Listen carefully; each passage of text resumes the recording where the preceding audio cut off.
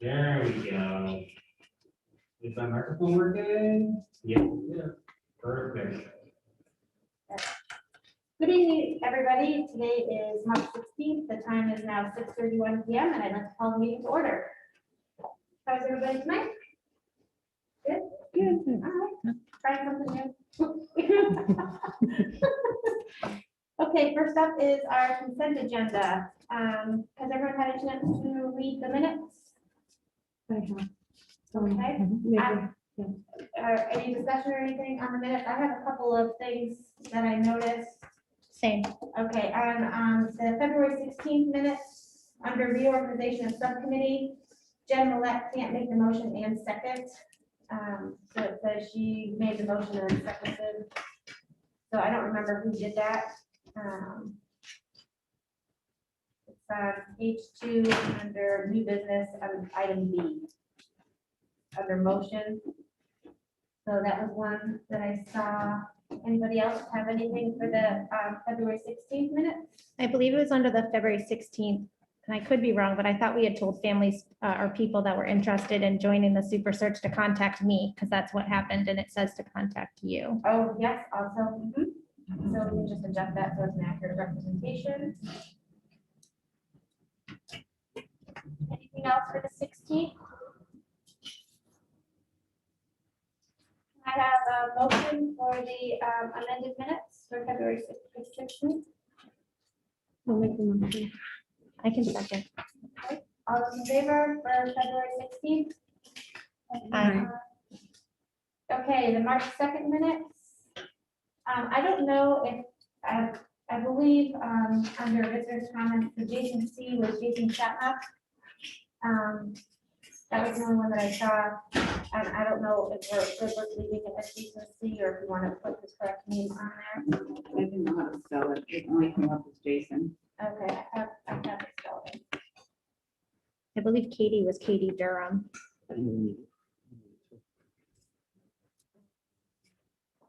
I guess I shouldn't quote that if I'm not. So do you want me to spell that out for you? CHATEAUNEUX. Any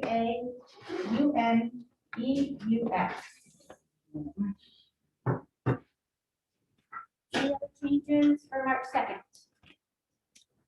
You had it starred. I did have it starred because I just wanted to bring something up. So I don't know if there's any other changes that people want to talk about.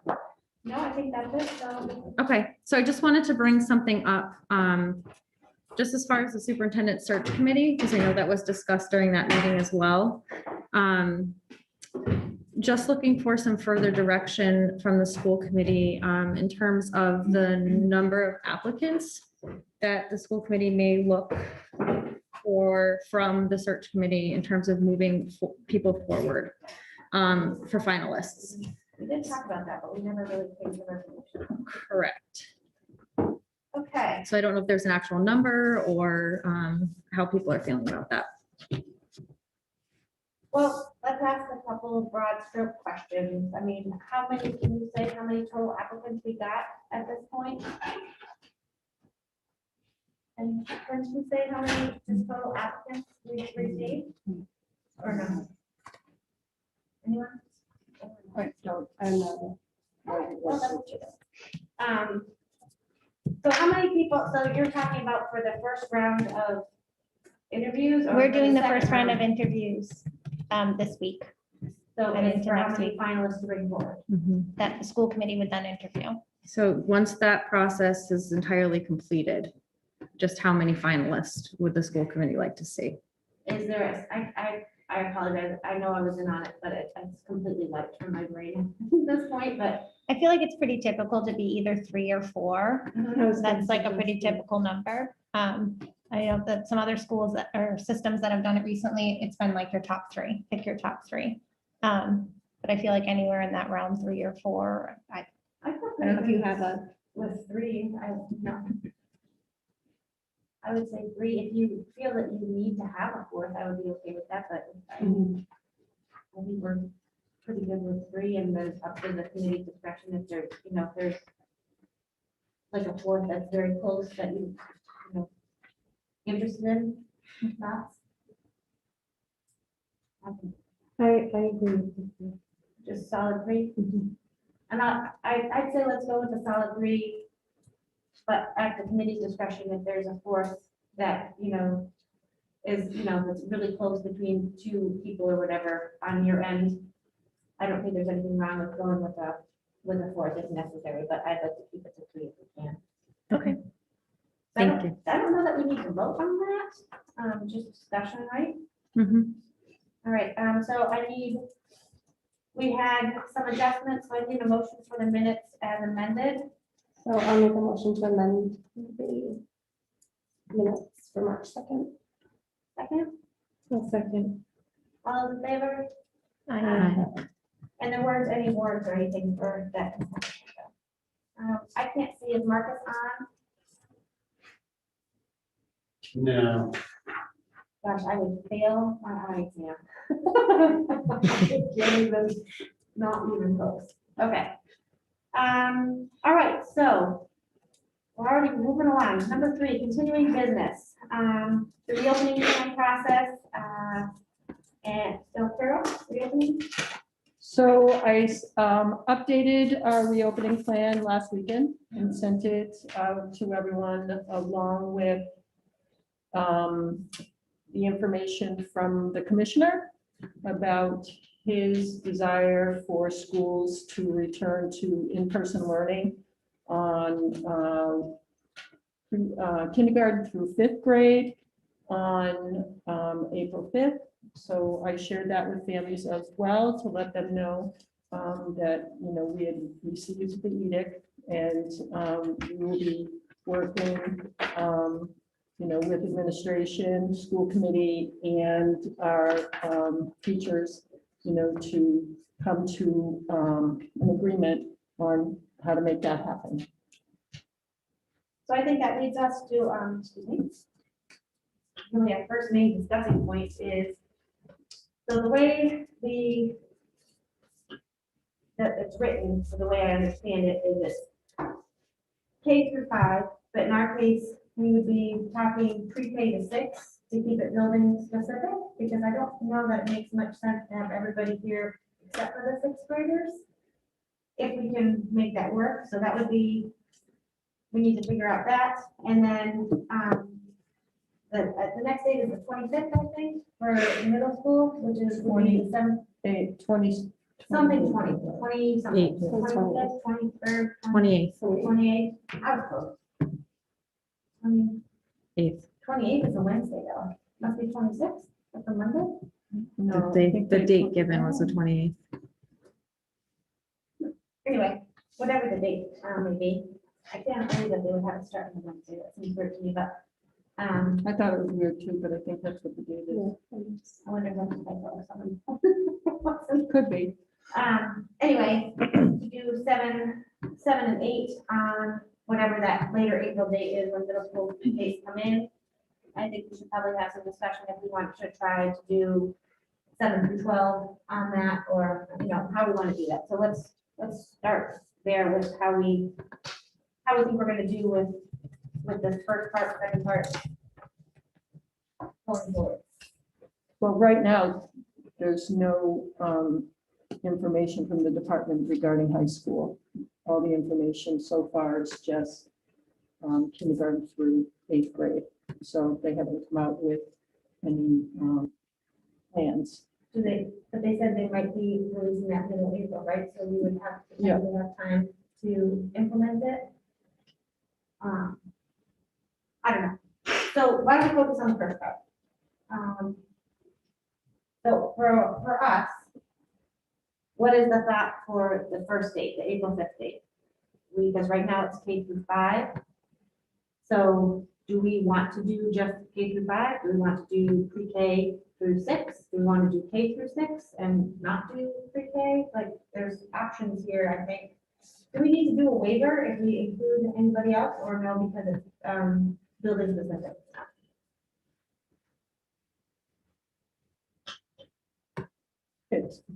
I believe the school committee can make make a decision.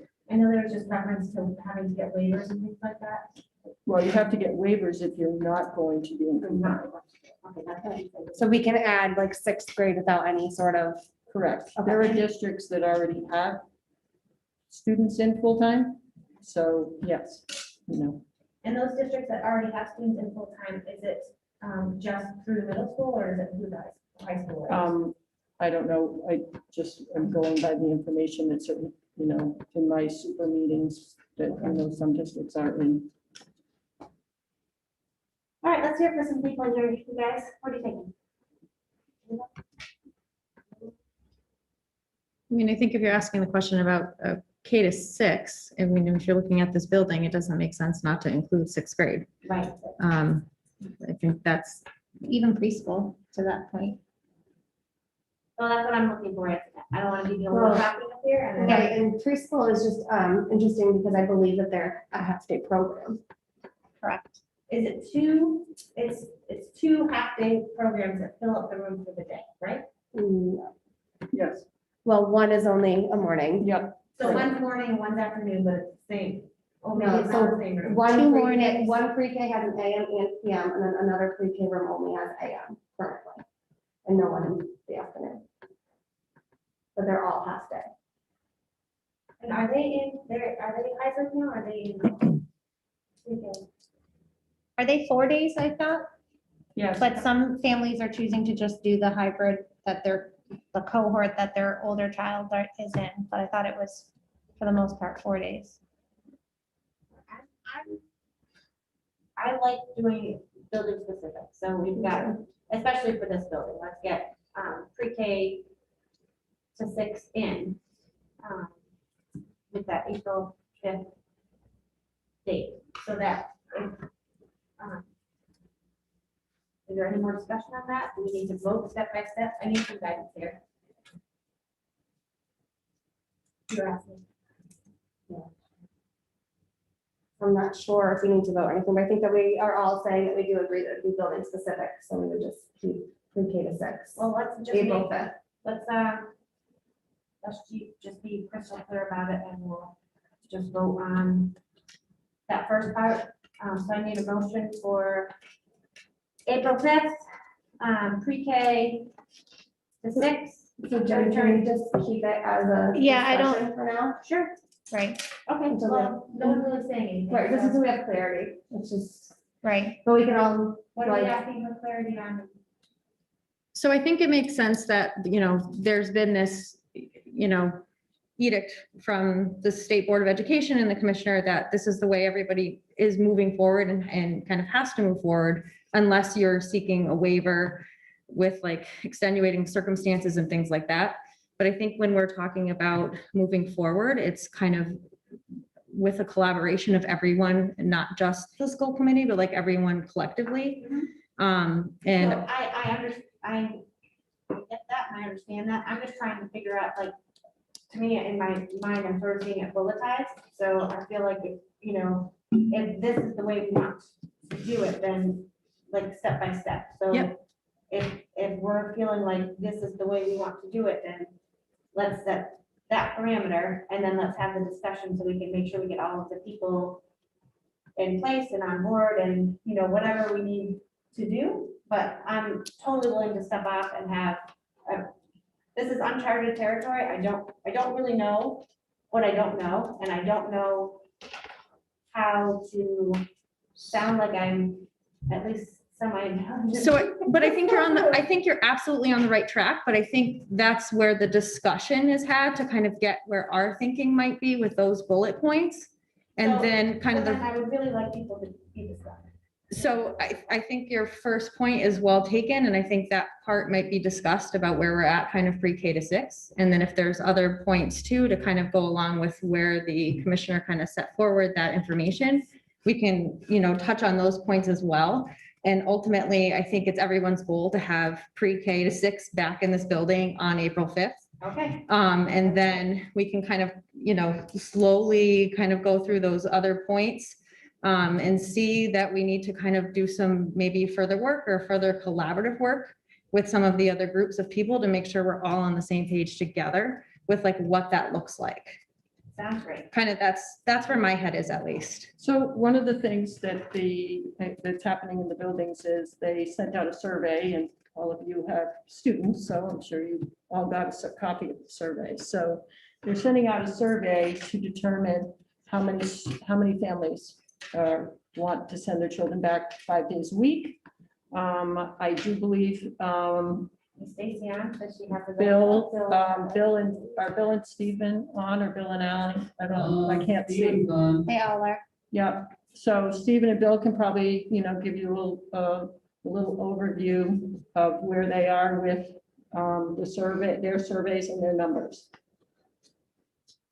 So I'm guessing also where Jen, you're kind of going to is where does our discussion lie? Like, so, okay, everyone is coming back. We all agree with that. But obviously there are some policies that we've put into place now that need to change. Are we meeting again on the 30th Yes, as well? Yes. Right. So where originally we weren't meeting on the 30th. So we have some time to finish nailing out all the specific details as well regarding policy.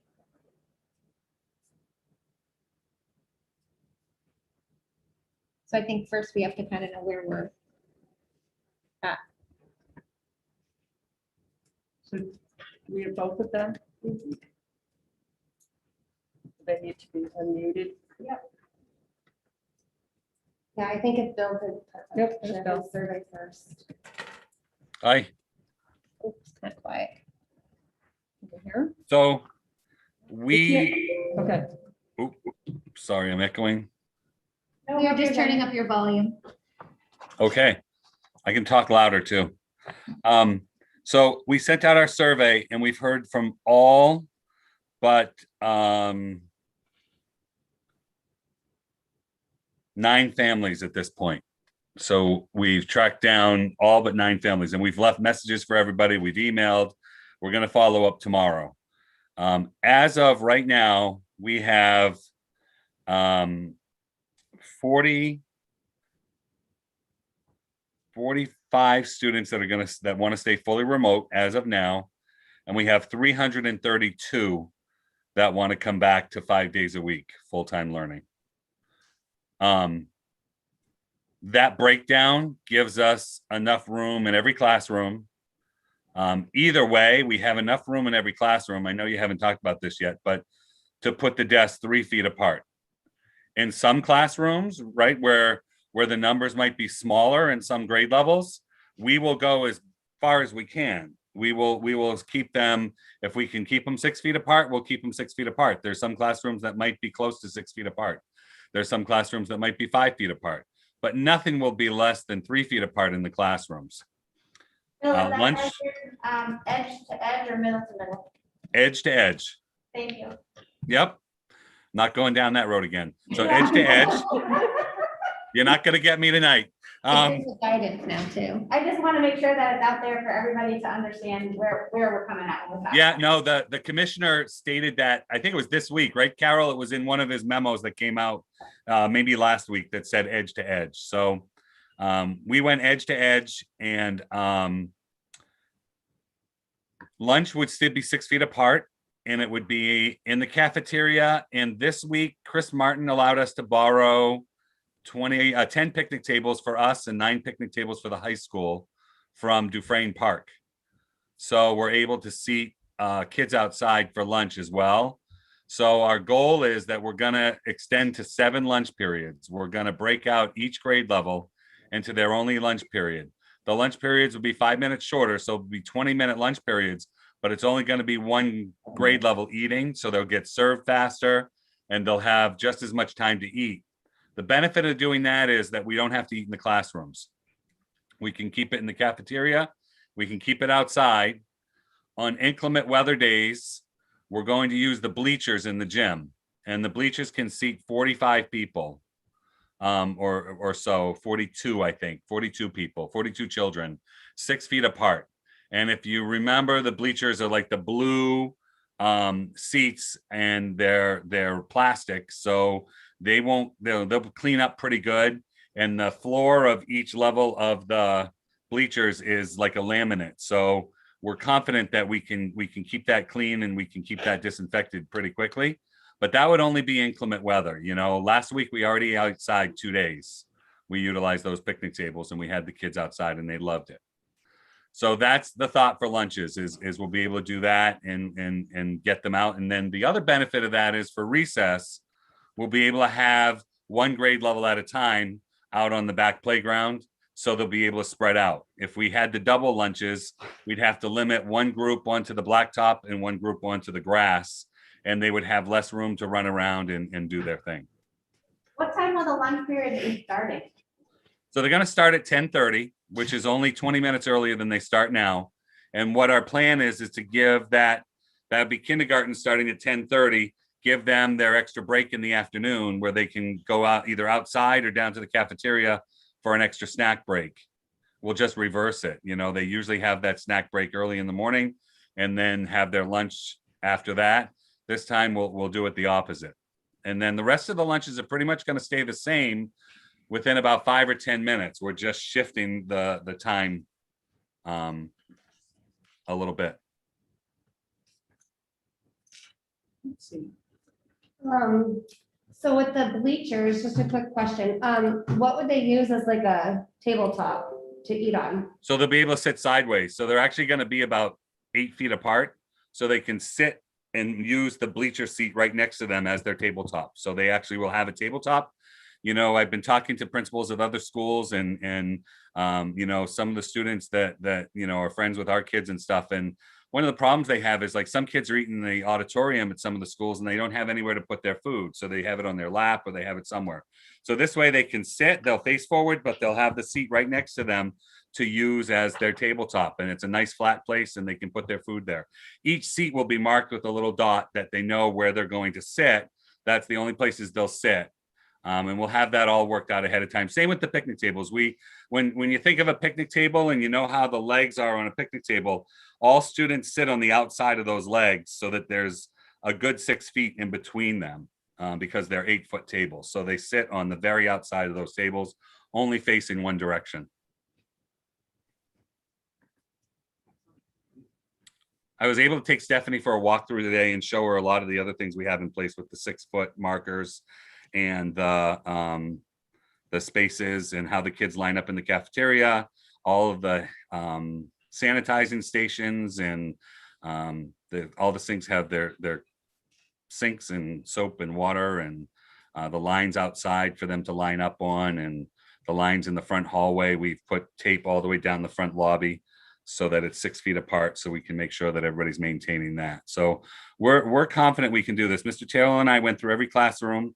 And if you remember when we first came back to hybrid learning, we talked about putting double desks in each classroom so that the students that sat, you know, the A student had their desk, but next to them was the B student's desk. So most of the classrooms have all the desks in them that they're going to need. It's just going to be a matter of moving them around and putting them back where they belong. The Department of Education has said that we can use the cubicles again, the cubbies in the classrooms, as long as we stagger the students when they go up there. So like if we make every 4th or 5th cubby a different color, and then at the end say, okay, red students go up and get your belongings. So every 6 feet, you know, a student would be going up to get their belongings out of the cubby. One of the teachers today said that she's asking parents to send in a very inexpensive laundry basket that they can put on the floor near their desk and put their stuff in that so that they have, because they're going to have a lot more, this was kindergarten, they're going to have a lot more individual stuff. You know, they have their own crayons and they have their own supplies. Everything that they have would be able to be kept in there. So I thought that was a really good idea as well. Excellent. And so for the remote students, can you talk to us a little bit about how remote will look? I can, to the extent that we're still talking about it. So we started our conversation yesterday, and it's gonna basically, the students would be, you know, involved like they are now in the beginning of a lesson probably, and for the instructional period. And then the teacher would go and work with the students that are in front of them. And then those students would continue to work on their own, and they would maybe have access to the teacher if needed, but there would be that independent time until the next instructional time came up where they were going to be live with them. And the teachers might have videos for them to watch, and they might have other things for them to watch or participate in while they were working with the students that are in front of them. Because the teachers have expressed concern that now that they're going to have a full class in front of them, they're going to need a lot more time and effort to deal with the students, to teach the students in front of them. And they want to be able to devote themselves to that, as well as supporting the students at home. So we're still in the process of what that's going to look like and exactly, but that's where we're at right now is that it would be, that introduction period, an instructional period, and then move on. And whether or not we would then find some way of supporting those students with maybe a paraprofessional or somebody else that could be available to them to go from there, we could do that as well. So we're just planning it and trying to finalize it, but it's going to look a little different than it does now, of course, because they're going to be teaching those kids in front of them. And so, just for clarity, as I'm understanding what you're saying right now, those children that are remote would still have their same teacher at this moment as we're talking about it, right? Mm-hmm. Yep. That's not the way I understood it, Yeah, but there is the potential that there may need to be a change based on the numbers. The guidance from the Department of Education is that in-person learning is the focus, and that remote learning, they need to have hours of instruction, but as far as it being asynchronous and, it's not going to be like it's been.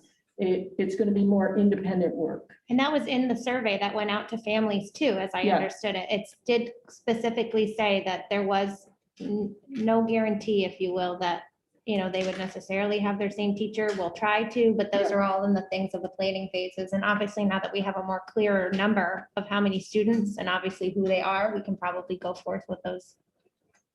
The administration can probably go forth with those decisions. And we want to reach out to the remote families one more time, because I'm feeling that some of the remote families, the families that we talked to about the survey, people called and they had questions, and, we want to explain to them what that remote's going to look like and what exactly it's going to be. And some people were a little confused. So we're going to offer it up one more time. We might even break out and have a couple Zoom sessions where people that have signed up to be remote can come online and we can talk about that and go over that.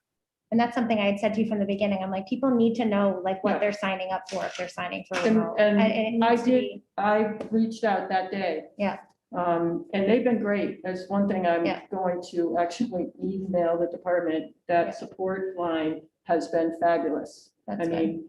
But I think that's a great idea to try to hold a Zoom and that. Yep. Um, Yeah, because it's going to look differently because the teachers are going to have the full class in front of them.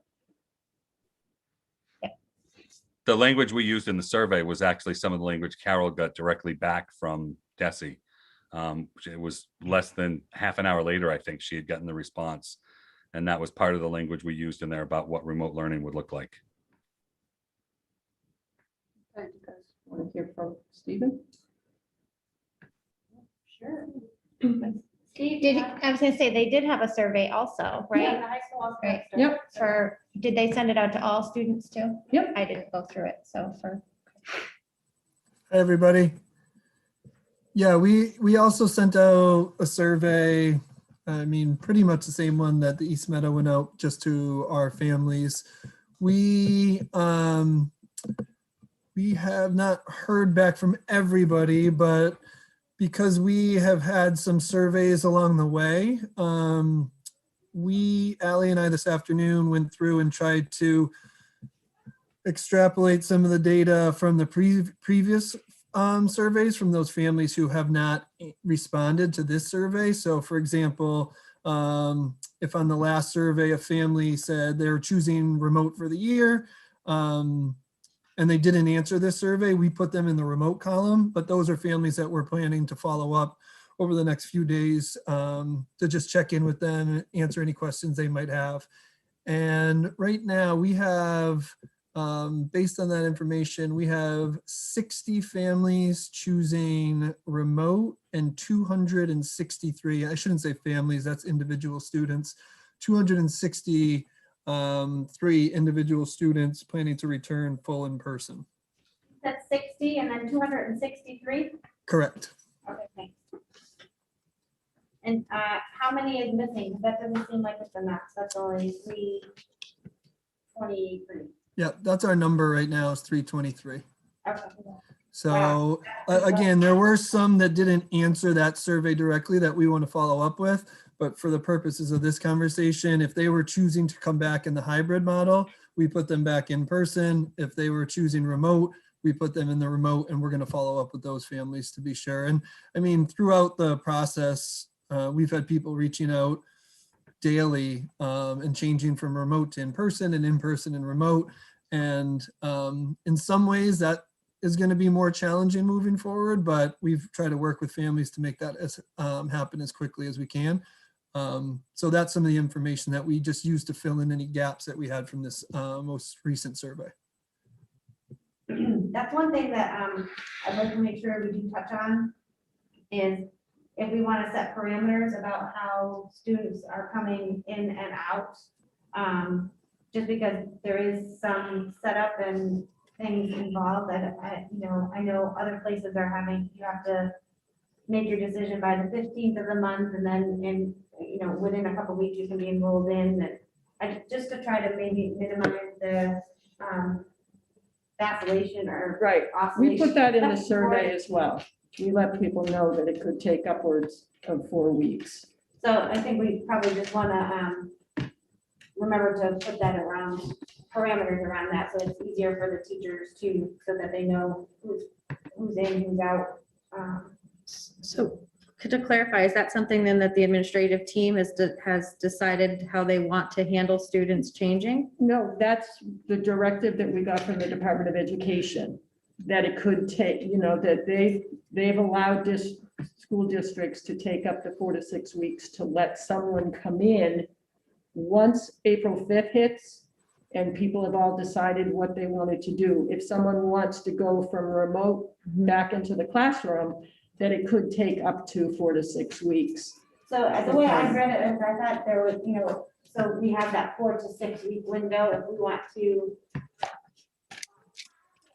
better than that, or keep it at 4 or choose 5 or whatever. I just think Right. I would like us as and I don't know if that's an administration decision or if that's an us decision, but I think there should be some more finite parameters around that, so it's not just vague. I think vague gets us into trouble. I'd like to have some Well, kind of. then, I guess at that, then I would want some clarity too, because I was speaking with Bill today when I did the walkthrough, and he did say that people have reached out and that they were being very flexible and assured families that you could kind of go in or out if that decision doesn't work. So I do think we need to get on the same page, because Well, I no, in or out now, once April right, 5th hits, if you've chosen remote, it could take a couple weeks to get you back in. If you decide you want to come back full in person, is the direction or the information we got from the Department of Education. right, but I also assume part of that direction comes from spacing issues, and if we don't Right. have that though, then we Exactly. would be more flexible to be able to expedite that process. Yep. Okay. So Go ahead. Well, then I have a kind of a question. I'm curious. So, and this is kind of something that I'm seeing a little bit too, is that once a family chooses, the hybrid, the remote, whichever it is, that if they choose in person, they can't just be like, oh, my child didn't want to come in today. Can they just be remote for the day? Like, once you're in, you're in. It's not like you're just still tuning into the asynchronous lessons or the live, you know what I mean? But then also we're gonna have to figure out how we're dealing with, Quarantine and everything else. correct, which So that- quarantining is mentioned in the information that, so if there is a spread in a classroom and a number of students need to be remote, need to quarantine, then yes, they would be able to do remote. I'm not Right. talking about spread in classroom, but I'm talking about household spread or somebody, a father or a mother gets it. And then Yes, the family. yes. The idea is that if the child is well enough to do the schoolwork, yes, that they would do the work remote so that they wouldn't lose the day.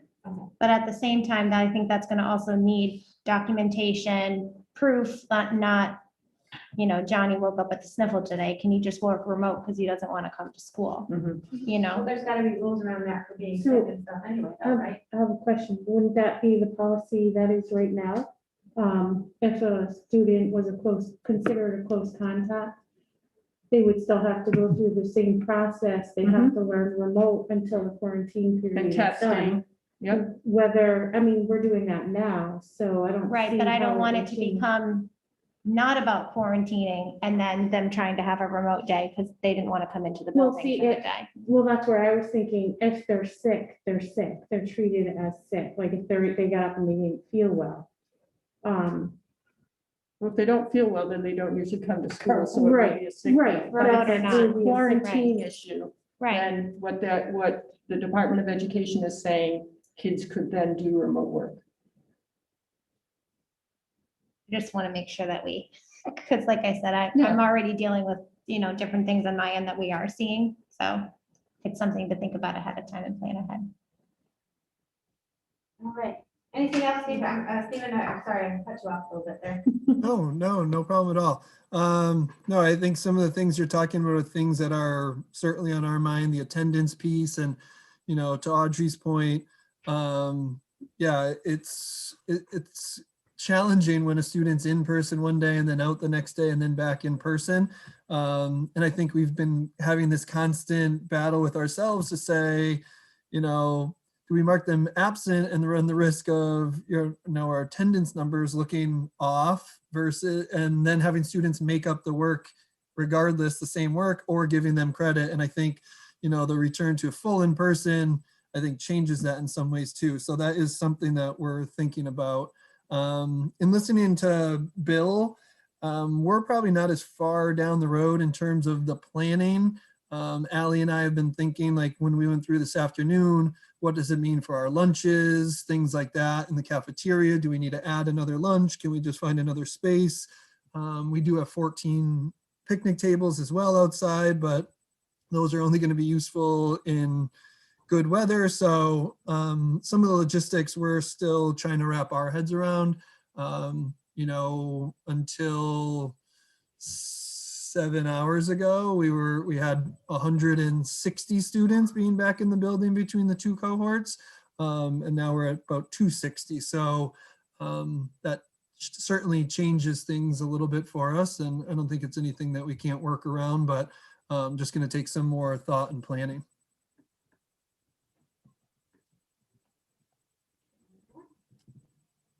Any other questions for either of them? Okay. Thanks, Stephen. No problem. Thank you. Thank you. Phil too. So what else? What's next?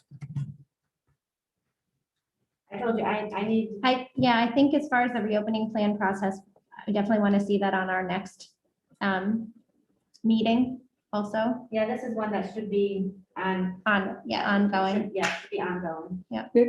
It is, I think, yeah. It's under continuing business, so it should always be on there, I think, going forward. I think for me, when Bill talked about what had been done already and kind of the survey numbers, what they had looked at in the classrooms, he touched on a lot of things that we're just going to have to kind of wrap up in the next meeting, in terms of, where we need to be, just in moving forward, just to meet that April 5th deadline date. But I think a lot of work has already been done and, it's just kind of finalizing where that is. But I think it sounds like, the East Meadow side of things where the building is and the space wise is, sounds like it's in good shape to kind of move forward. 2 weeks away. And then, so that would be the first part. And then we need to decide what our second part looks like for that April 25th. Or 26th or 28th or whatever that is. To be determined date is. I can't make it stick in my head for the 28th or whatever, but that Wednesday return date is, how do we want to, I feel like we need to try to have at least what that next bullet is so that we can know how to move forward and have some conversation. So Stephen just said that, they're maybe not as far along as the planning as East Meadow is, but that's okay because they have, you know, another 3.5 weeks beyond what East Meadow needs. So I feel pretty comfortable with that. And it is, a few less students as well. So, A lot less students than. and, oh, he's still on there. It's the 263 is the entire, you said that's the entire school, 7 through 12, right? That's No. not. 263 plus 60. So No, 263 returning is encompassing of 7 through 12. Yes, 7 through 12. Okay. So I think that that's where we're in a really interesting predicament, because even though the guidance is the middle school model for that, you know, week of the 28th, we are such a small district that houses 7 to 12. 263 is a very, in my opinion, small number.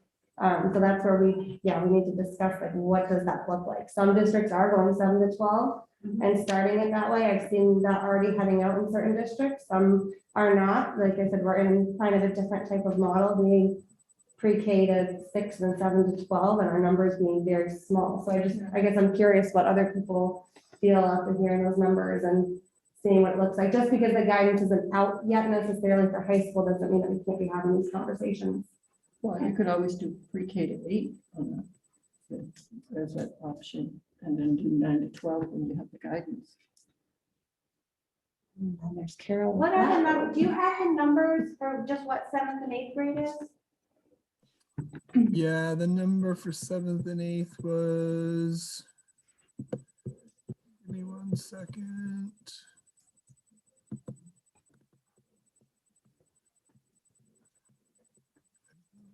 It was 84. 84. 84, Stephen, for Yes. 7 and 8? Yep.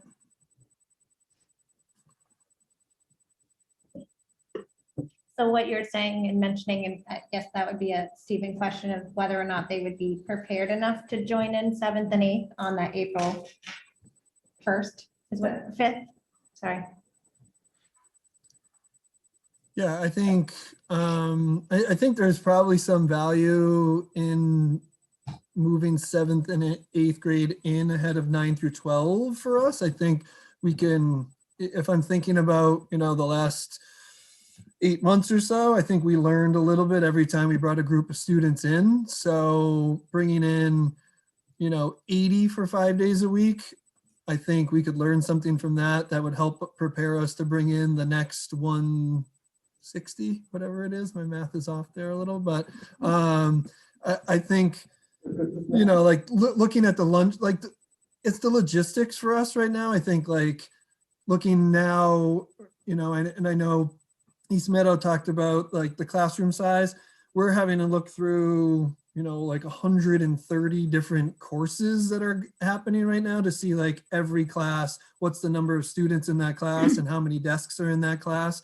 So I think we could learn something, you know, if it's all on the 25th or some on the 5th and the rest on the 25th. I think I'd rather have some come in. I think we could be prepared for that smaller cohort in grade 7 and 8. If that's the direction that we went, I would feel a little bit better about that than just having all 260 there for 5 days at once. So you're saying you would be okay if you did like 7th and 8th grade, either on the 5th or on the 25th, and then the other cohorts would still be in the school, but it would be the 2 days or the 2 days, and then they'd still do 2, 1, 2 or whatever, right? Yeah, just because the cohort, like even some parents who responded to the survey are saying they'll send their children when it's 5 days a week, but until then they're keeping them remote. So even when we're in that cohort model, especially for 9 through 12, we're not going to have those numbers that we would have. So I think would just be helpful for our preparation. You know, but like you mentioned, Jen, we do have an extra couple weeks there that I think would benefit us. But I think having the 7th and 8th grade in is reasonable, and we could learn something from it. We also have April break in there too. So if 7 and 8 did come full in on the 5th, they would have 2 weeks of full 5 days. And then what date is April break? 19th, I think it's the 5th. Yeah, the 15th is the Friday that like, is our last day of At the week of school. the 19th. We can next week. So let me ask this, are we beholding to the dates as they've been sent? Like, we could do the 5th for this building, for East Meadow. And then could we do 7 and 8? It's all or nothing, like it has to be those dates? We can make what we want. And I think after just the discussion we just had with Stephen, that Stephen, yes, we would be comfortable and fine if we did go with the 5th for 7th and 8th and give you those couple of weeks before 9 to 12. April 28th being the grades 9 through 12. Yes. But I like the sound of that. I know Yeah, there's, and I think, I don't know if this is helpful, Jen, like, I think what the commissioner has said is like, April 5th is the drop dead deadline, like after that day, remote and hybrid time won't count. So anything before, I think they're happy with, and we can do what we want as long as it's by that date is my understanding of it. I just think it's important too, like, these are relatively small numbers, so we're talking 7 and 8, 84 students. right, And if students says, they're all in, like Right. they'll 7th and 8th grade have been in, They have- doing hybrid, right? yeah, Who is Yeah, out? and again, like, for example, a good piece around that is with like the 260, it's that Monday. with the 260 and our 3 lunches, we're looking at lunches of like 87 kids. So having the 7th and 8th grade back in would give us 84 kids. So can we make that work in the spaces that we have, or do we need to think creatively about building in other lunches or finding other spaces, things like that? It just at like happenstance, it worked out that way, that 7th and 8th grade cohort matches up with like, it's 1/3 of the rest of the group. So for morning break, for lunch, things like that, we would certainly learn something from it. So as we kind of observe that, I think we could make adjustments if necessary, or we might find out between, the wrestling room and the cafeteria, or with the cafeteria and picnic tables, obviously we need a tent or something. We could make it work, or we need to add additional lunchtime and rework our schedule. And just out of curiosity, if it is a nice day, do they have to sit at a picnic table? Do they sit on the grass, like on a towel, or, like sit out in the backyard, or does it have to be like, if they're 6 feet away outside, is that acceptable? Yeah, really good question. And another thing that we talked about today is like, it's great. We have 14 picnic tables, but that's only 28 seats, right? If we're doing 2 kids per table and we're having 80 kids for lunch, that's 52 kids without, so some kids would have to be open to, sitting, if they wanted to sit outside. And we're only going to use half of our student parking lot. We're going to cordon off half. So there'd be some blacktop, like if it was wet on the grass and things like that, they could have a seat there. If they wanted to bring like a blanket or something, they could sit on the blanket. So we would encourage students to sit outside. I think back to months ago, Dick Bombardier talking about like this disease, virtually no transmission outside. And we'd still keep them at the 6 feet, but I think we keep hearing the more outside, the better off. So again, I think that would certainly be an option as long as the students were open to it. Make sit-a-thons in art. That's what It's a picnic. Yeah. Well, one of the things we talked about too was talking to Chartwells about getting some milk crates, and Stephen, that might work for you too, that they could sit on a milk crate, or they could use the milk crate for their food, or even getting some of the big 5-gallon buckets that they could sit on, and we could space those out plenty feet apart, and that would give them a little something for those kids that might not want to sit on the ground or something like that. Yeah, we have like the outdoor bleachers over near the soccer field. We could bring those over and use those, so I think we can make it work. And I think our students have been great in kind of adjusting with us too. And, sometimes I'm in like break now and there's 10 or 12 kids in there and they're like, "Wait, have you thought about this?" And we're kind of taking their ideas too. So it really is like everybody's in the decision-making process. So we can't use the bleachers in the high school gym, right? Because we can't have people in the gym because of the ventilation. Yeah, and that's part of worry is not the right word, but that's one of the things that's really on my mind. Like, you know, I know we're talking about a lot fewer students at the junior, senior high school, but like, we don't have some of those spaces that we've grown accustomed to having. Our, you know, our cafeteria, we're probably at 30 or 40% capacity. We can't use the gym, which we've used in other situations. We've turned the gym into our secondary cafeteria, and we don't have that option. So like, just wrapping our head around all those moving parts.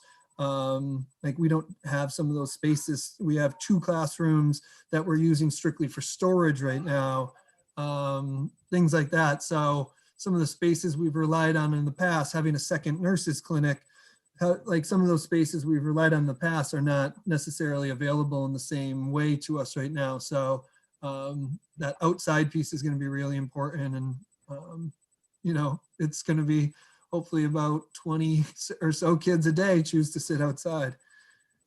So I'm just gonna say this because I don't even know, but I'm sure you thought about it, but can we have, if we have the doors on either side of the gym open with exhaust fans, can we do that or no, because you can't have exterior doors open? That's what I was just thinking. So we wouldn't typically have the exterior doors. I think if that was an option, we would make it work. And the Board of Health has authorized the use of the gym for the town elections in May, but I don't anticipate they would allow us to use the gym because it's a maskless time and there's such poor ventilation in the gym. The plan that they came up with for voting like involves specifics, masks, having break spaces outside of there, the town clerk rotating workers in at certain times. So I think because it's a maskless time, I don't anticipate. I'm happy to reach out to Mr. Bombardier again, but he's been pretty consistent. The Board of Health, not just him, has been pretty consistent about that eating time. Gotcha. So just another thought, could we, the classrooms that we're using for storage, could we put all of the things that need to be stored in the gym and use those rooms and potentially the wrestling room? So the wrestling room we're considering already. And the other thing, I think it's a fair question, Stephanie, but the rooms being used for storage also are part of our ventilation plan. So they have certain like exhaust fans that we built into there. And the storage, I suppose, won't be as big of an issue in the coming weeks because we're gonna have to move a lot of those desks out of there into classrooms. So we could potentially open up a space there. But again, like part of, and I haven't gotten into this tonight with you all, is like part of the challenge too is supervision of that time. So when the kids are eating, that's the teacher's lunchtime as well for us. So it's really Allie and I are covering the breaks and the lunches. So, you know, if we have kids in the cafeteria, kids outside and kids up in a room on the second floor, we start to outstrip our capacity. And I think there's other people who are willing to help out, but you know how it goes in a typical school day, like something's bound to come up around lunch where it pulls one of us somewhere else. So I think that's an option as a last resort, but we're hoping to be able to use some other options before getting there. So to bring this back full circle, are we comfortable saying April 5th, pre-K to 8? I think that's what we're gonna plan. That's what we're gonna, that's what we can plan, that's what we can like have in the back of our minds. Planning to do to Okay. get that to happen. Right, but we can say that like that's kind of a starting piece to keep working off of.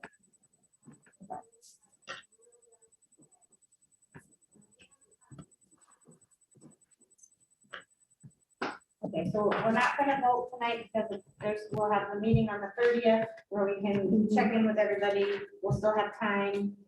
But for general planning purposes, at this particular moment, we are comfortable saying on April 5th, pre-K through 8th grade, we'll be returning back to school 5 days a week. And that will be 9 through 12 will maintain the hybrid until we have, we're hoping to get some guidance soon. Now, the guidance, you know, talks about like remote hybrid not counting, but the hybrid will still count for the high school, those high school, because they haven't given us the guidance and they haven't given us the rules. So I know someone's going to ask, So I just want to make sure that it's I mean, plainly out there what we're understanding at this moment, that the 9 to 12 hybrid will still count. and Yes. remote does count for those For those families that are choosing remote. Or if they need to for quarantine or, Yes. yeah, that's kind of that caveat where even, going down, talking that remote won't count in those instances. It still will. Okay. All right. Is there safety committee update? I don't know. Is there anything else? It's 7:30. Move to safety committee. Is there anything else on this before I so abruptly move this on? No, I think that's it. Okay. No updates for safety committee? No, Oh, okay. Well, safety committee met. We also, we spent a good amount of time talking about vaccination, which in my superintendent report, I have a report for that. We also talked about, updated them on the return, where we are in the phases. And we also shared with them the information from the commissioner. And pretty much, I think health and safety will be focused, our focus will be on transmission, and how we're going to address that, in the school, if we have cases. And just, right, yeah, and just updating guidances as they come out. Yep. Excellent. Nice and brief. So that's it. So we're up to visitors' comment. Visitors and comments. So I do have a few things before we start taking names. Just because I feel like we're saying the same thing all the time, but I just want to be very clear. So I kind of prepared a little bit of a statement, so bear with me while I just read this. So we as a school committee want to impress upon everyone that we do hear you during visitors' comments. We hear you from your emails. As we've said in prior meetings, it is difficult to address all comments, nor do all the comments need to be addressed at that particular time. We are here to listen to your comments. However, we're not obligated to respond to the comments. This is our business meeting. We've set aside a certain amount of time to listen to you so that you can help to guide our decisions. We have allowed visitors' comments to give you, the community, a voice. We listen, we remember, and it is a guiding hand in all of our decisions. It may not be plain to see because there's things that happen behind the scenes. I feel like we're being held to, we're being told that we're not really very transparent and that we're taking a thank you next sort of approach. I don't want to get to the point where we can't have a visitor's comments and all comments need to be submitted ahead of time. We like this more casual approach. This past year has been very, very difficult and it hasn't been as easy for anyone. It hasn't been easy for the families that are having to adjust to the new normal. It hasn't been easy for the teachers trying to do the best they can with next to impossible circumstances. No one has had it easy and we're all frustrated. We want to be able, oh, I said that already. So just to keep in mind some easy ground rules. Please remember to be respectful. Please remember that we will most likely not comment, so refrain from asking us direct questions and expect an answer right then. We realize that we've asked for these comments and we welcome them. We just want to make sure that you understand we are hearing you and that we want to, oh, I got myself all messed up, but essentially, we're asking for this input. We respect this input. Just please understand that we can't always answer it because there's open meeting law information. And we have also have to follow our agenda. So sometimes things might have already been said or will be answered indirectly. And a reminder to the school committee members, if something is said during comments, we can add that to the next agenda if there's something that needs to be discussed. We're trying really hard to be transparent. We're trying really hard to get the community involved. And we just want to make sure that we continue going forward in a positive way. So with that, that I butchered my little comment. It went much better in my head earlier when I got this. Let's open it up to visitors' comments. A reminder to everyone to please identify yourself, and you'll have 3 minutes. I can't see if there's any names. Right now, there's no hands up. No hands. Give it another minute.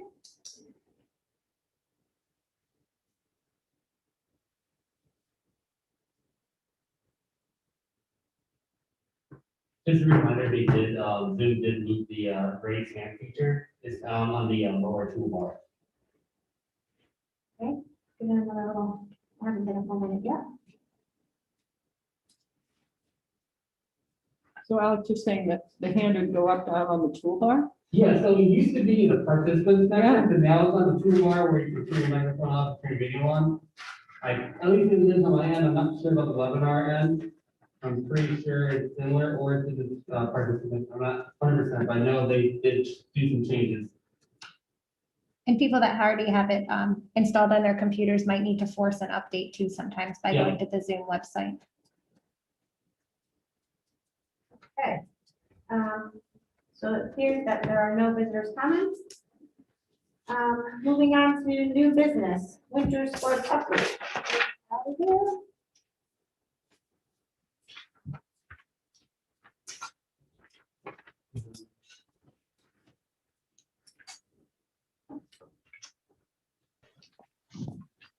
Hi, I'm here. And out of breath because I'm walking, so pardon me. I don't really have much of an update other than skills and drills is happening. It's pretty incredible. A couple cold days out there, so we had to cancel a couple practices. We open up next week to play other schools. There's about 5 schools coming to play us outdoors only. And that's about it. Excellent. Thanks, Alex. Yeah, no problem. Spring sports is on deck. So I will need a vote from all of you at the next school committee meeting to push it forward because I just received the guidance. So I updated the proposal and I'll share that with you by next Thursday so you can, Jackie can add it to your folders. But I will need a vote to move forward with spring sports. Okay. We'll add that to the agenda for The 30th. the 30th, and I don't know, probably should be under new business, I guess. And should we keep winter sports update on, I think we had said we were just gonna keep that in case there was anything that comes up, Ally, or do you want to just focus on spring sports now? That'd be great if you could change it to spring sports. All right. Okay. Thank you. Sure, And then thank we're you, gonna- Ally. And we're gonna put superintendent search on there too. Yep, next superintendent time. search would also like that to be a standing item. And I guess, I don't know, it probably could just go under standing report. Superintendent search, I think. Yep, under, that would be good. That would be a good place. All right, Carol, superintendent report. Okay, so I've decided my superintendent report today is basically a shout out, thank you to 2 of our parents. So Tara LaFlamme and Jessica Santillo reached out to us and they have volunteered to schedule teachers for their COVID vaccine. And Tara already had 5 teachers reach out to her and or 5 staff, and she got all 5 of them an appointment already, and she only started yesterday. Wow. that's So it's Thank pretty you. amazing. Jessica Santillo works at CVS. And so she's going to be working with us to get the teachers also vaccinated. So we've got 2 parents that, you know, we need to give them a big round of applause. Because it's frustrating getting on those sites, trying to make an appointment, and to have somebody that's willing to take that on and do it is amazing. Mary, I'm sure Mary won't mind. Mary Hool came running into my office this afternoon. She has a flip phone and she said, I don't know what to do. I got a message that I got a COVID test, but I got a flip phone and I don't know how to respond to it. And I said, it's okay, let's go check your email. And sure enough, she had her email, but she goes, oh my gosh, I just emailed her a couple of hours ago and she already got me my appointment. So she was over the moon about it. That's great. So it's very exciting. Nancy and I are also tracking, for those the staff that are keeping us informed. We currently have a total of 28 staff fully vaccinated. Full meeting, no shot. Yep. Oh, that's great. And we have 10 staff that have had their first dose, and we have 3 staff that have let us know they have appointments. So What's the total number of staff? we're about 122, 23. So, yeah, so, And it's coming along. Are staff reaching out to you or are they reaching out to Tara directly? So Tara did a Google form that was sent to everyone in the district. Jessica is having them email her, and both of those notifications were put in the nurses update, which goes out each week. So they're able to access it there as well. So it's pretty exciting, people are, I got an appointment. So it's nice for the help. So we really appreciate it. Is that it? Yep. Awesome.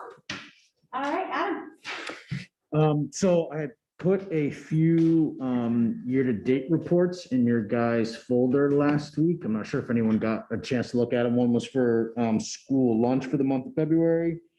One was for our local operating budget through February, and then one was our COVID grant spending through February. I'm not sure if anyone had a chance to look at those and had any questions. So, the school lunch one, I know, I did. so I'm really excited because it's positive. Yeah, And right. it It's feels green. Since I've been on the committee, it's never been green. So is this, can you just talk to that? Yeah, so I mean, Share it, so is there a way to share it? Tell everyone to go pick up their lunch. Can you let him share? I gotta sign on. Okay, I wait a minute. could. I'm open. Well, no, we have to, can we sign on? Wait a minute. Remember what happened last time? Yeah, you need headphones. I usually. mean, I could talk Right, about that's it. So right let, so let me just talk about February real quick. Instead of trying to project it and sign in and cause some problems. So for the month of February, and before I get into this, Ken will be on our April meeting to give a March update and talk about our plans. We're gonna meet either this week or next week to discuss how we're gonna serve meals while we have kids in school, but also kids remote and what that schedule is gonna look like. So we're gonna be talking about that so we can, And bring the meals to the high school too, right? yes, so we're gonna be talking about all of that, so I can update the committee in our March 30th meeting about that. And then Ken will be on our April meeting to kind of just, generally talk about food service. But for the month of February, we did 13,831 meals, which netted us a profit of $11,229.13. And just a summary for the year, through the month of February, we've served 74,107 meals. And it's netted us a profit of $39,410.04. So I've said this the last few months, one of the good things, I guess, of the pandemic and having to serve, the ability to serve free meals to everybody is the profit we are making off of school lunch. And again, I touched base on this a couple meetings ago, but Chartwell's doesn't make any additional money off of this. We have a signed contract with them. We pay them. The price per month fluctuates based on inventory for food, what food costs, staffing costs, but it's not a great shift every month. But they get one fee. They don't make any extra money off of all this. So again, as I said, through this whole process, the pandemic, at least for school lunch, it has been a positive for us. And as I know, obviously, as you guys know, as you mentioned, years past, the food service account has been in the negative for most of the time. So this is a good. Whoever's watching or watches. Yeah. Yep, this is certainly a good boost. And I mean, to be honest, it's Ken and his team have been, unbelievable on preparing meals, handing out meals, the schedule. I mean, they've been great. One thing I do want to say is that the USDA has extended the free meal service through the end of September. So at first it was just through June 30th. Now they're going to extend it through the summer. So as of right now, it's through September 30th that we'll be able to continue operating the way we are right now. That's great. Awesome. Can you touch on, as students are coming into the building, they're still eligible for the free lunch, correct? So they are. How the logistics of all that is certainly going to change now that we're going to have kids in the building and kids remote, and if we're going to serve meals over the weekend. So we're going to talk about that over the next week or so. We're trying to work out. Yeah, and how that's going to look. Okay.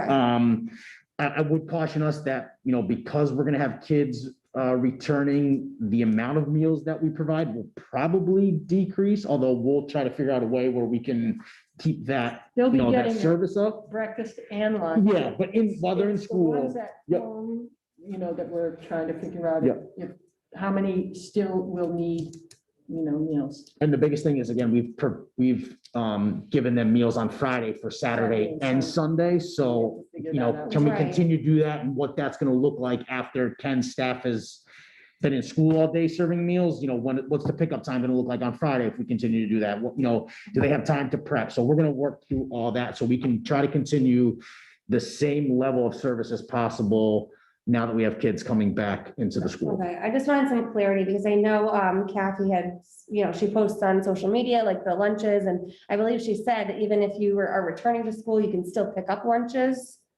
I just wanted to kind of. I don't think the kids that. Hybrid, so you can get that to your home. Well, technically, there's no checking. There's not. So, I I It's understand. the manpower that we're Agreed. worried about. Yeah. Right, but just so that families know who are watching, they can still pick up. Even if they're. They can, but I'm going to caution everyone, we don't know the logistics of that yet due to Okay. the kids coming back. So that's what we're going to have to figure out Whether as. it'll still be Monday, Wednesday, Friday. We don't, again, we don't know if it'll be Monday, Like Wednesday, that Friday, might the all times will say, because we got to remember, when kids are coming back to school, Right. the Chartwell staff will now be preparing meals for kids in school. Right. What's that time going to look like for giving meals to kids at school? So we're going to go through those logistics over the next week, and then we'll obviously make those, known as soon as Because we even come know. April 5th, we're still gonna have some of our kids that are still remote, Mhm.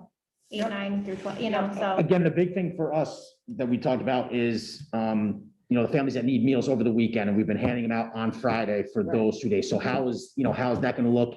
And can we continue to provide that type of service? What's our capacity? So again, Yeah, we talked about, are we sending kids home with bags? yeah, on the bus, can they come pick them up at we don't know that stuff. I don't even want to speculate on how that will look, because we have just to don't know. go through it all. Yep, and we try just to don't figure know. out the best way to do it. But we're gonna try our hardest to, provide the Keep same the level level. of service to those families. Okay, and then just one more time, as students are coming in, everyone is still qualifying for. free Yes, yep, breakfast? so that's the waiver that everyone's that's- qualified through. I think that'd be September great to add 30th. in, just like in bold, as students are coming back to school, who might not have, used the school lunch program before, because Yep. that's important to make sure everyone knows. Yeah, free breakfast, free lunch. Awesome. How are they accessing the free breakfast? Yeah, I was gonna ask that. What do you mean, when they're in school? Yeah, Correct. Yeah, like, so. They go down to the kitchen and pick it up. and where do they And eat then it? sit where? In what? Classroom, that's what I thought, yep. So as they. But are we return in getting away- person yeah. at 3 feet? what Yeah, are- we gotta work that out. Okay, it's on the list. So right now, Phil, they come in and and is it a time, or is it just they can have it in the beginning and it's not like a snack time, or? Yeah, they have it in the beginning. And it's right in the beginning, and then they have a morning snack too? Yeah. Okay. I wasn't sure how that. You like to feed them. They're And then growing. are your kids eating?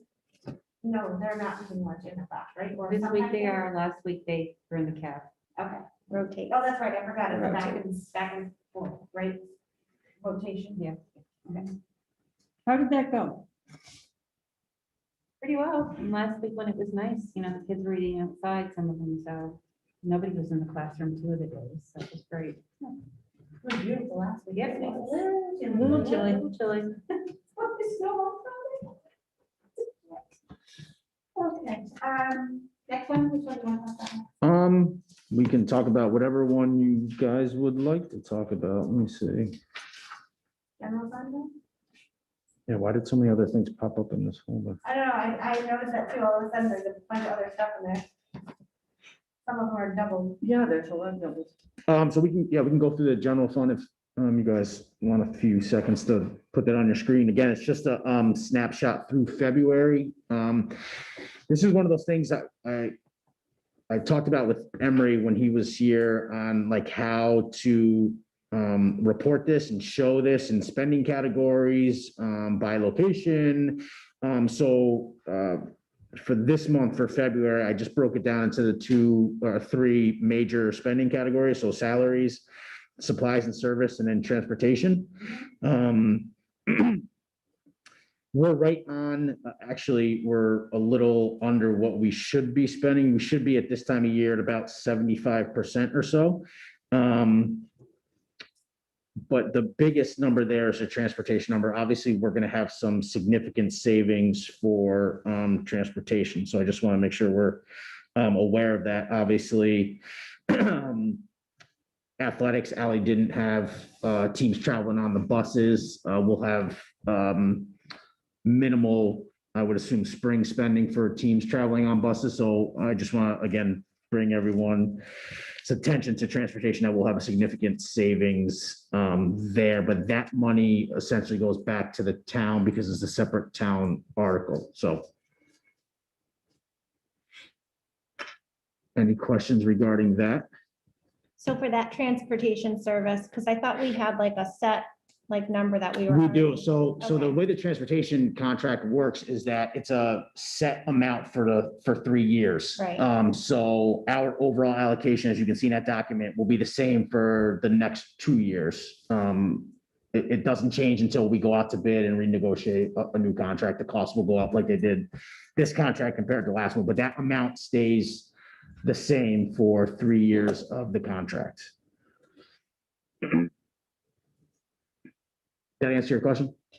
So I guess, so I'm wondering is, so where the savings is in transportation that's going back to the town is because of it being sports, that it was an. No, sports just limited transportation to start the school year. We weren't, we weren't at full capacity, so we didn't, yeah. Right, but if we have a contract of a set rate, I guess that's where I was like trying to, okay. Not unless you pay for, we pay. For Yeah, so they charge us, okay, so I see, they charge us per day, per bus. So if the buses don't get used, then we don't get charged for that. Okay. So, Thank you. okay, the yearly amount is based on if we used every bus every day of the school year. Obviously, it. this year we didn't, so we don't get charged for those Okay. days. That's where we'd see the significant savings. Thank you. Sorry, I misunderstood your question. I probably wasn't being very clear, so my apologies. That's okay. Anything else on that? I'll just go to COVID. This is just a summary of our COVID grants through the month of February. Again, there's ESSER 2 that we will apply for in the spring that will become available July 1 of FY '22. With the most recent stimulus being passed, there's a huge chunk of money in there for schools. When, how much is allocated, no one really knows that yet, but that information will hopefully be coming pretty soon. I'm not sure if that money will be able to be used for this fiscal year, if it's moving forward. A lot of the specifics haven't been ironed out yet, but there is some more stimulus money for school districts coming with the most recent stimulus that was passed.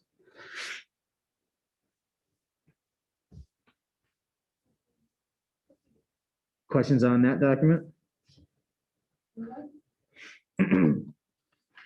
Again, yeah, food service, Ken will be, I'll get him on next month. Other than that, I think I'm all set. Well, actually, I do have a question, I guess. Sure. So obviously, extra extra cleaning and extra cleaning supplies and extra custodian time or extra work, maybe that all comes out of these.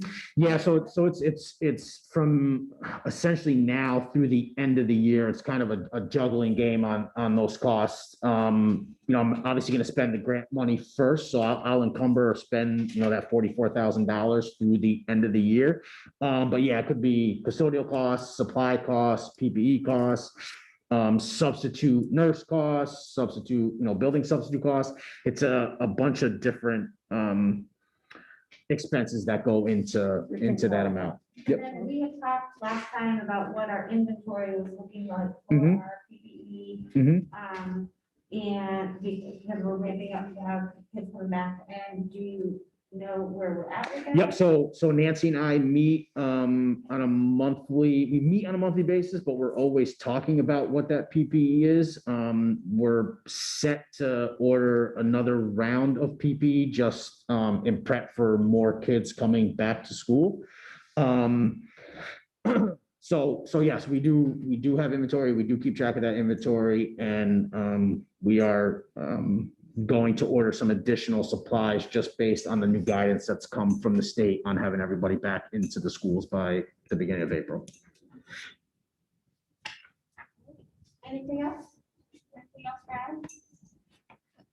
I'm assuming we're gonna be talking about our more budget stuff. So that was, so the FY '21 budget, Right. the plan was to present tonight. The subcommittee met last week. We talked about it with a lot of questions kind of still unknown. We're going to push that presentation to March 30th to our next meeting. So that will be the presentation of the FY '21 preliminary budget. And you guys will see it there. Okay. Sounds good. Because I was like, wait, where's the rest? Yes, yep. I knew I was forgetting I something. was like, Yes, do I yes. ask? Am I like? Yeah, no, I knew I was Wait a forgetting something. minute. So thank you. Yes. There's Yep. gotta be more. And I Yep. didn't even think about it because I have a whole different respect for it being on the cover. Yes, yep. It's fine. Yeah, that's so funny. All right. Okay. Jen, anything for CES? I meet with them. The third, it's a Wednesday. We said the end of the month Yeah. last time. It would, Yeah. As I yeah. was rereading through the minutes of last week. 31st. Okay. All right. We do have executive session, right? Yep. I don't see the wording here.